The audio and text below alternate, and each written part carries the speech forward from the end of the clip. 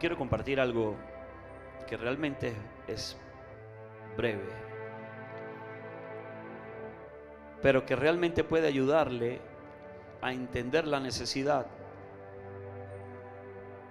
urgente de Dios, de que ciertamente su pueblo entienda el gran plan.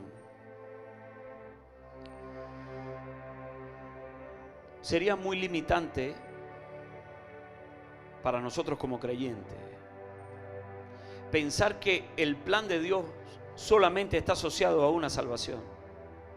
Y yo trabajo para esa salvación, trabajo para asegurarla.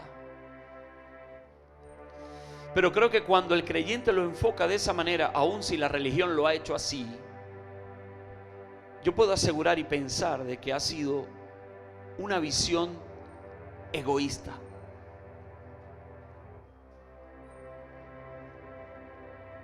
Es como tratar de hacer entender de que conforme a la palabra de Dios, porque esta palabra es Dios,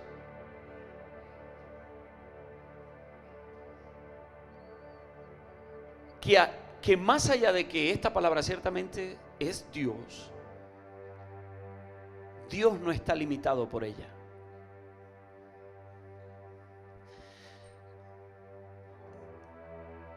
Dios no es meramente una escritura.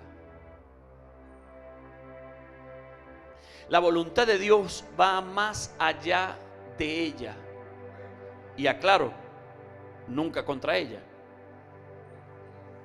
Yo quiero que usted abra hoy su corazón para tratar de entender espiritualmente y no religiosamente hasta dónde puede llegar Dios para ti. Ciertamente la palabra lo presenta. Y no quiero hablar desde el punto de vista teológico, que el Pentateuco, que son los primeros 5 de la Biblia, fue una dirección del Espíritu Santo, porque esa es la fe que tenemos como creyentes, en donde ciertamente Dios se le presentó al hombre y preparó un plan perfecto por medio de un pacto que conocemos como el pacto de la ley y que fue escrito por Moisés. Como compartía, no hay una primera de Caracas 3:16, Alfonso, irás a Caracas y serás el líder de la iglesia. Eso no está escrito aquí, pero no significa que no sea voluntad de Dios. Aleluya. No sé si usted está aquí. Entonces significa que más allá de lo que aquí está escrito, hay una voluntad de Dios específica para tu vida. Y si no está escrito acá, porque de las cientos o millones de palabras que están aquí, no aparece mi nombre. Entonces no significa que no haya una voluntad específica de Dios en cuanto a llamado y propósito para mí. Entonces, como está de carácter general, cometo el error de ver a Dios de la misma manera. Le quito la personalidad de Dios y lo considero solamente como un ser superior que todo lo puede, cuando realmente yo debo recordar que Dios, más que palabras, es una persona. Aleluya. Yo no sé si usted está aquí.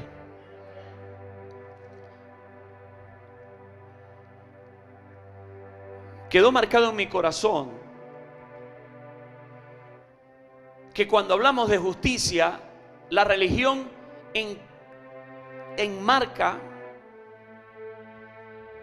la justicia solamente como lo que sería el juicio de Dios. Y en el corazón del religioso, cuando se hable de que viene justicia de Dios, significa que va a haber un juicio. Pero lo que realmente debemos ver en la justicia de Dios es que la justicia de Dios es su voluntad. Que aunque es la mayoría de las veces inentendible, es justicia de Dios. Porque si en este momento nosotros regresamos al tiempo de Jesús, cuando yo veo el sacrificio de Jesús, yo puedo afirmar desde el punto de vista humano que eso es una injusticia. Como un hombre sin haber pecado, como un hombre que lo que repartió fue amor, como un hombre que se entregó a sí mismo, va a morir de esa manera en una cruz. Es injusto. injusto. Más aún si lo hace por mí, que yo no lo merezco. Pero resulta ser que lo que yo considero una injusticia, pues sorprendentemente era la justicia perfecta de Dios. Entonces la voluntad del Padre para tu vida está asociado a su justicia, aunque consideres que es injusto. Yo no sé si usted está aquí. Yo quiero que usted entienda de que cuando nosotros luchamos para hacer las cosas que consideramos justas, no necesariamente son justicia de Dios. Porque yo puedo afirmar que como creyente, que servía en una iglesia, que diezmaba, que entregué mi familia a ella, mi hijo fallezca. Desde el punto de vista como padre, que llevé el sufrimiento de ver a mi hijo partir con el Señor, considerar que era injusto. Sentí injusticia. Pero lo que para mí era injusticia resulta ser que fue justicia de Dios, porque es necesario que toda justicia se cumpla, aunque no lo entendamos. Y lo compartí, pero quiero no ahondar, sino volver al punto. Y usted conoce, lo puede llevar de tarea, Lucas 3. Cuando mi Señor Jesús se presenta para ser bautizado, estoy seguro que no porque Él quería hacerlo, porque en la connotación de rabí, un maestro, presentarse ante alguien menor que él para ser bautizado para perdón de pecados. Es decir, que su reputación quedó humillada porque se estaba presentando públicamente como un pecador.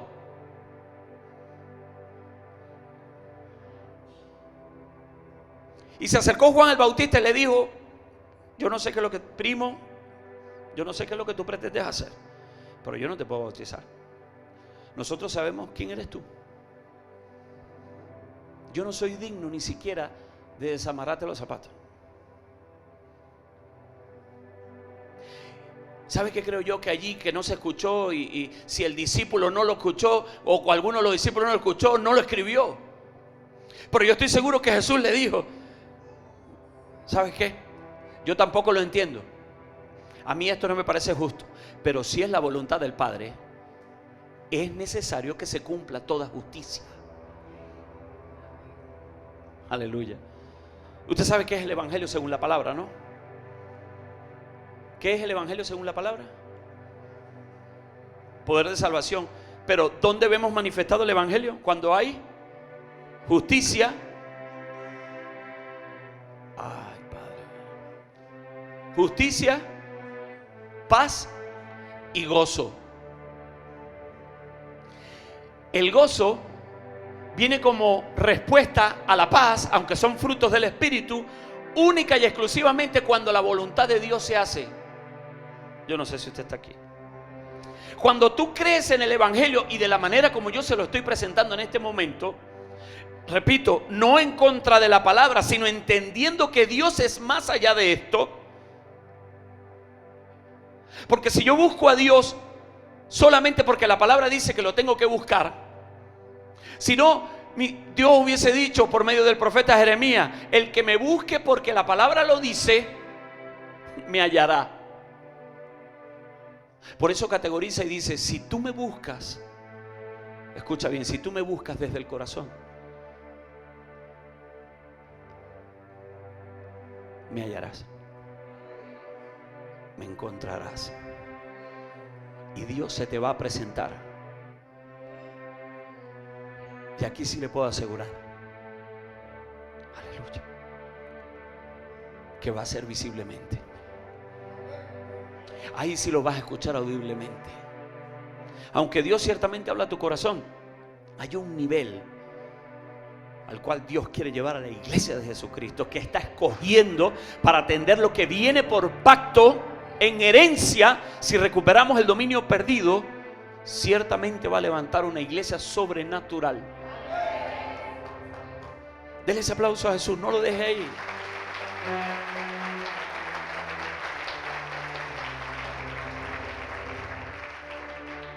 Entonces aquí no es un tema de que si me gusta o no me gusta. Aquí no es un tema si Dios me responde conforme a lo que yo me visualicé que podía ser la voluntad de Dios para mi vida. Porque aún lo que es desagradable para ti, Dios lo permite por algo. Porque lo que tú consideras una justicia es lo que realmente te hace justo ante Dios. Aleluya, yo no sé si usted está aquí. El problema es que nos quejamos porque las cosas nos afectan, porque no las vemos espiritualmente como las injusticias que recibimos, pero son, según la palabra, las que me hacen acepto ante Dios.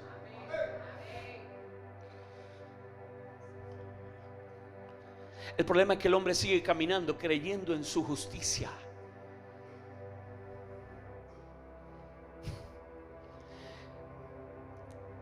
Yo no sé si me pueden ayudar en las pantallas o si alguien me lo puede recordar de aquí. Pero la palabra de Dios afirma que para Dios la justicia del hombre es trapo de inmundicia. La justicia del hombre es trapo de inmundicia. ¿Sabe a qué trapo de inmundicia se refiere, no? El trapo, con todo respeto, que utilizaban antes las mujeres para soportar su menstruación. Ese trapo, para Dios, es la justicia del hombre. ¿Sabe cuál es el gran problema aún de la iglesia? Inclúyome. No me levanto en un pedestal para decir, bueno, la iglesia. No, me incluyo, me pongo así. ¿Sabe cuál es el problema de la iglesia? Que no nos hemos rendido a Dios. Arrodillarse y decir, mi Señor, no es la rendición de Dios. Por algo mi Señor Jesús dice, no todo el que me dice Señor. Usted sabe que para reconocer a Jesús como su Señor, usted tiene que humillarse y presentarse a Él. No es suficiente. Si usted cree que con eso es suficiente, ese es el punto de partida. Pero Pablo realmente dijo, con Cristo estoy juntamente crucificado. No Pablo en sí mismo, sino la voluntad de Pablo, que no era más que la justicia de Pablo, a merced de que la justicia de Dios es la que va a dictar mi camino, aunque no me guste. Es más, le voy a decir algo, generalmente la justicia de Dios a uno no le gusta. Por eso generalmente es normal que los que tengamos la responsabilidad del púlpito somos los que menos queremos estar aquí. Y los que no tienen ese llamado son los que más lo ambicionan.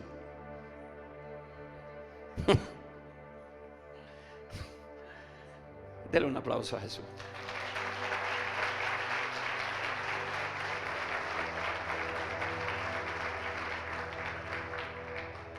¿Cómo entendemos la voluntad de Dios? Hay una sola referencia.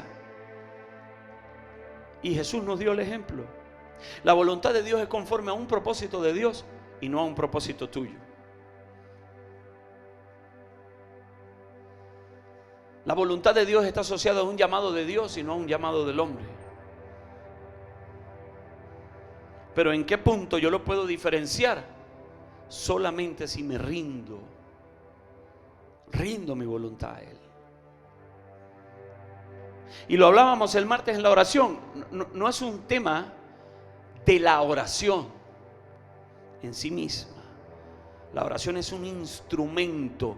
La oración es un canal. Va a depender de cuál es tu rendición en medio de esa oración. La gente ora, pero como un petitorio exigente a Dios.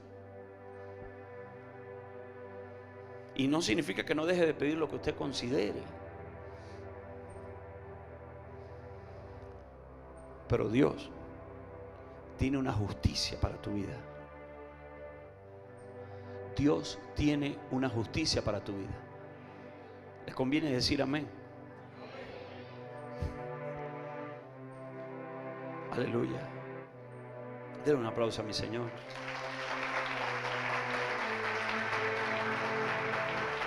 Oh, gracias Jesús.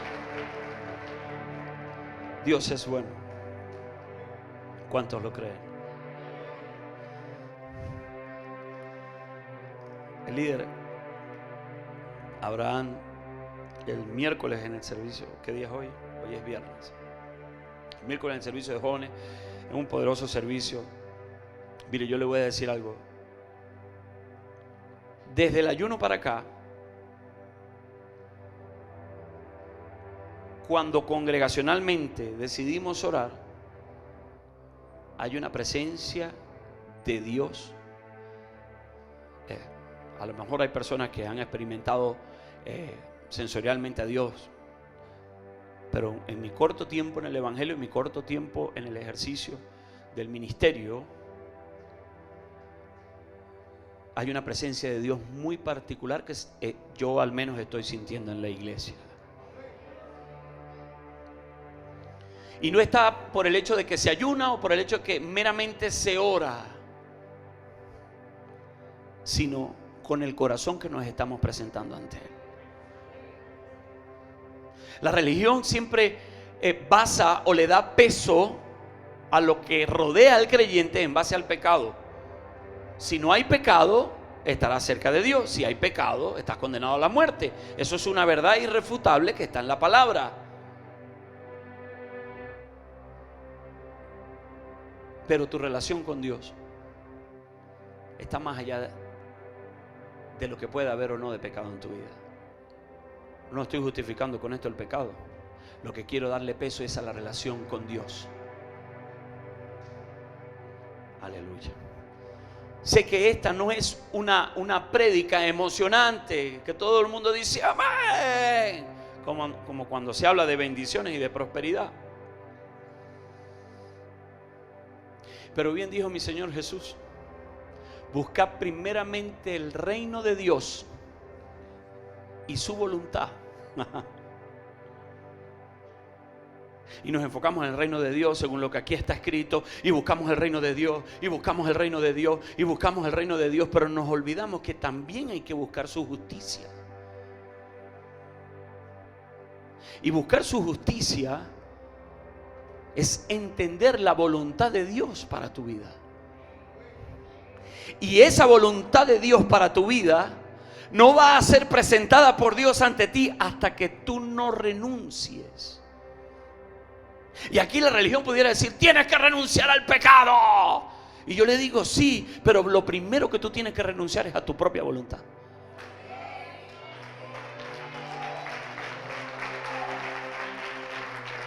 Incluye dentro de eso tu voluntad para estar en pecado. Y de eso nadie de aquí puede considerarse exonerado. ¿Cómo entender la voluntad de Dios? Tenemos que prestar atención a las circunstancias. Usualmente el creyente, cuando camina más en lo emocional que en lo espiritual, ve las circunstancias como afectaciones, incluso como calamidades.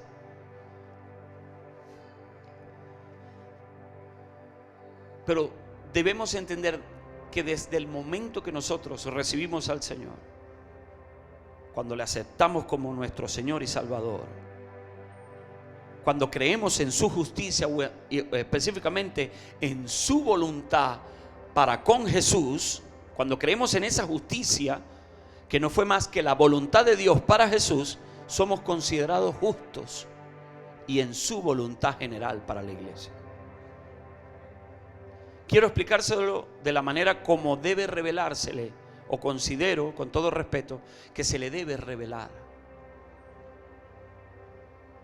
Justicia de Dios no es que cuando te sucede algo malo tú clamas justicia de Dios para que Dios te haga venganza.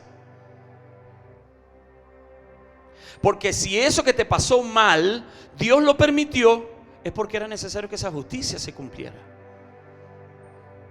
Usted sabe que sin Judas,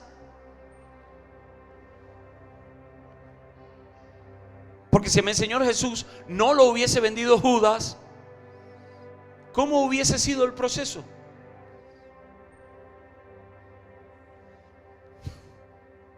Y usted viene como religioso y dice: bueno, hijo de perdición. Usted sabe que en Job el escritor de Job, dice, describiendo, que se presentaron ante Dios sus hijos.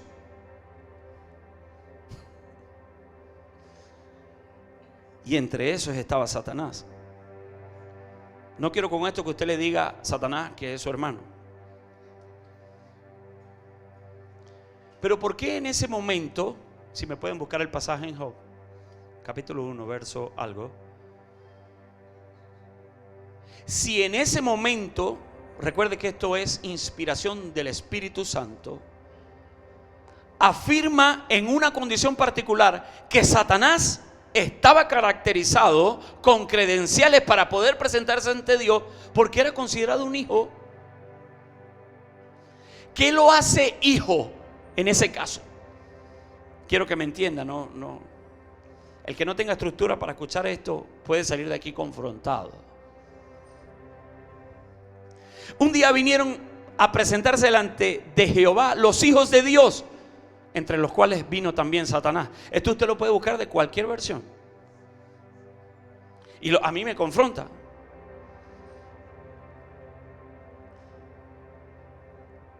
Es que si lo que hace Satanás contribuye a que se haga lo que Dios quiere que se haga, es justicia de Dios. Ciertamente Satanás fue el que le habló a la mente de Judas, convenció a Judas, le hizo ver cosas a Judas que lo confrontó y dijo: no creo en esto. Si me van a dar 30 monedas de plata, yo les digo dónde está Jesús. Y vino Judas y les dijo: mi amo va a estar en el Getsemaní, ubicado del lado tal del Getsemaní, ahí lo van a encontrar. Es más, yo me le voy a acercar y al que le dé el beso, ese es Jesús. No estoy defendiendo a Judas, óigame bien. Estoy defendiendo lo que es la voluntad de Dios y su justicia, me guste o no me guste, me parezca o no me parezca. Porque Jesús oró al Padre y le dijo: quita de mí esta copa. En un momento de debilidad, en un momento de humanidad, pero era el Hijo de Dios. Porque lo que pidió Jesús no se cumplió. ¿Dónde está el poder de Jesús? Que si pidió en un instante que le quitaran la copa amarga, ¿por qué no se la quitaron?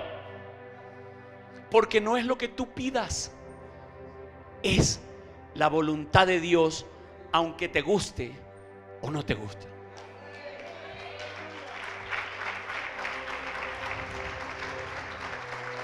Entonces sea usted presentándose ante Dios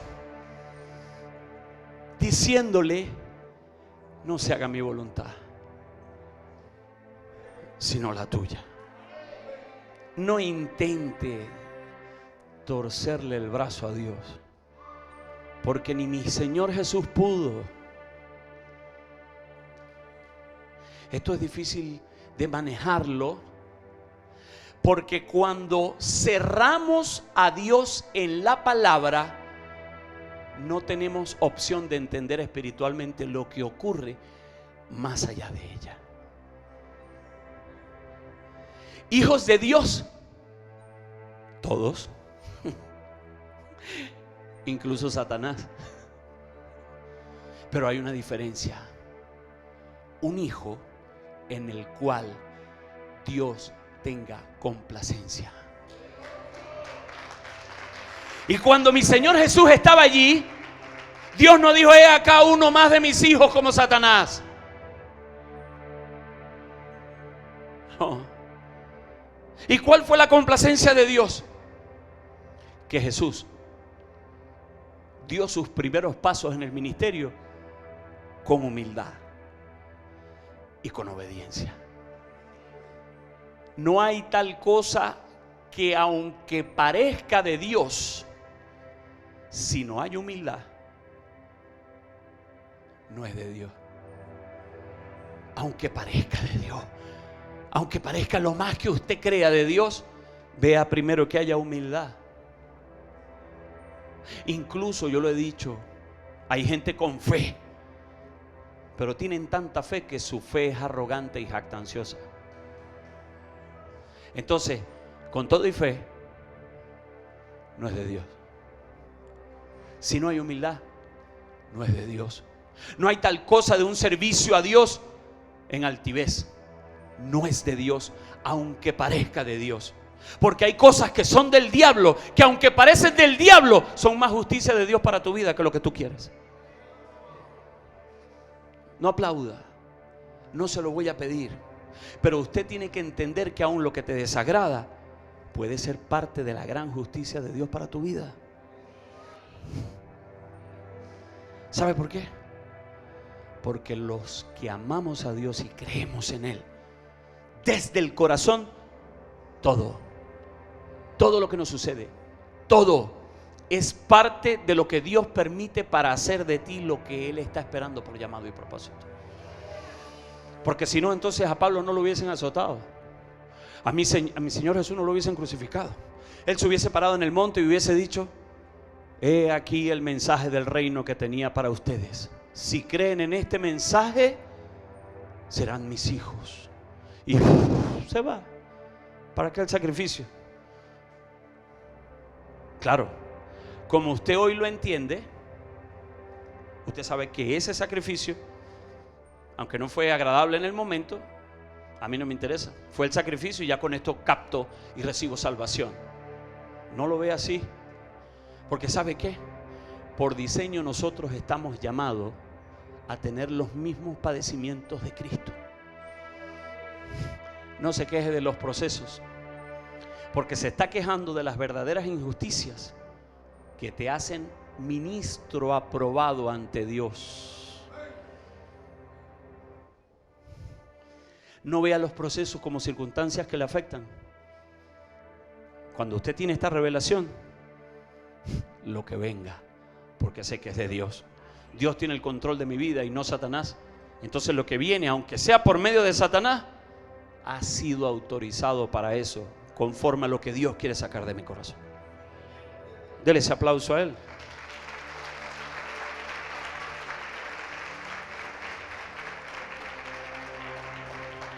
Hay una voluntad perfecta de Dios y lo entendemos, es que nadie se pierda y que todos corramos al arrepentimiento. Hay una voluntad perfecta llamado para toda la iglesia, es que salgamos a predicar el evangelio de Jesús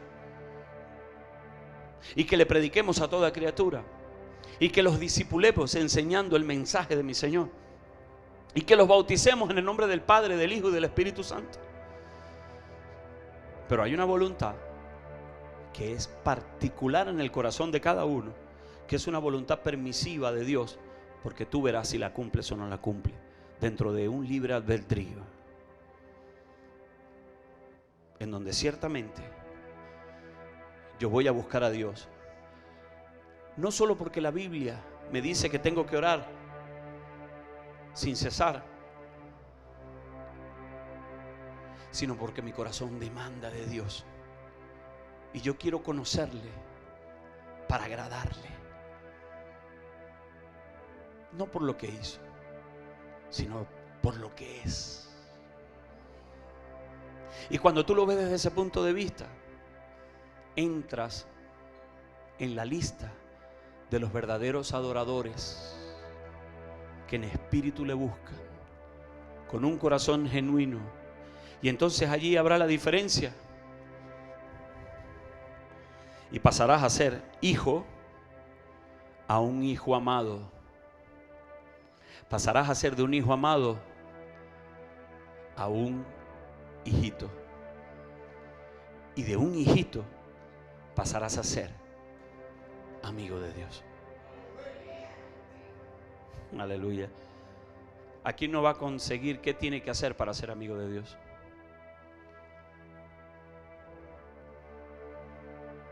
No va a conseguir una prédica de 7 puntos de cómo serse amigo de Dios. La diferencia está en la rendición a Él. ¿Sabe qué es lo más difícil realmente? Rendirse realmente a la voluntad de Dios. Aleluya, no sé si usted está aquí. Dele ese aplauso.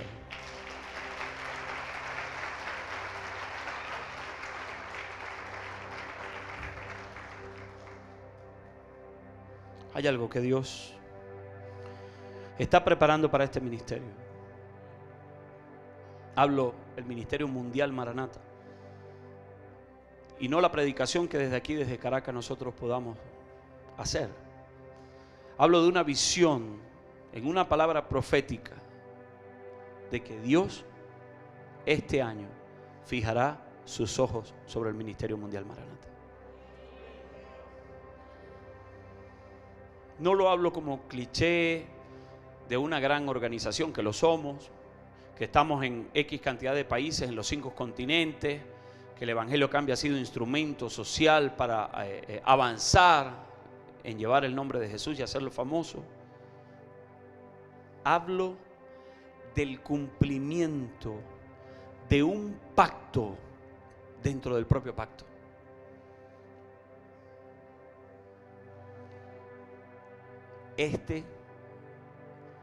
Véalo espiritualmente, es el año en que cosecharemos las victorias en un clamor que sembramos en los años anteriores.